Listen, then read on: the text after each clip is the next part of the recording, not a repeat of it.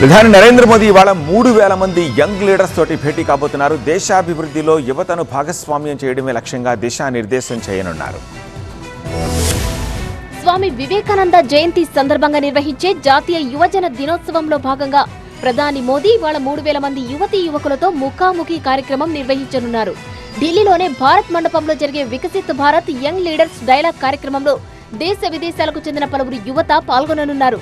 యువతను దేశాభివృద్ధిలో భాగస్వాములుగా తీర్చిదిద్దే లక్ష్యంతో ఈ ముఖాముఖి కార్యక్రమం నిర్వహిస్తున్నట్లు ప్రధాని కార్యాలయం వెల్లడించింది. వివిధ రాష్ట్రాలు, కేంద్రపాలిత ప్రాంతాలకు చెందిన యువ నాయకులు, విద్యార్థులు, స్టార్టప్ వ్యవస్థాపకులు, సామాజిక కార్యకర్తలు తమ అభిప్రాయాలను ప్రధాని మోదీతో నేరుగా పంచుకోనున్నారు.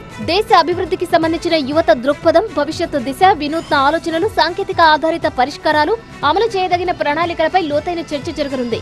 ఈ కార్యక్రమంలో ఎంపికైన యువనేతలు 10 విభిన్న ఇతివృత్తాలకు సంబంధించిన తుది ప్రెజెంటేషన్లను ప్రధాని మోదీకి సమర్పిస్తారు. ఆ తర్వాత Viksit Bharat young leaders dialogue 2026 వ్యాస సంకలనాన్ని ఆయన విడుదల చేస్తారు. ఇక యువత ప్రతిపాదించే ఆలోచనలు దేశ విధాన రూపకల్పనకు దోహదపడేలా ఉండాలని కేంద్ర ప్రభుత్వం ఆశాభావం వ్యక్తం చేస్తోంది.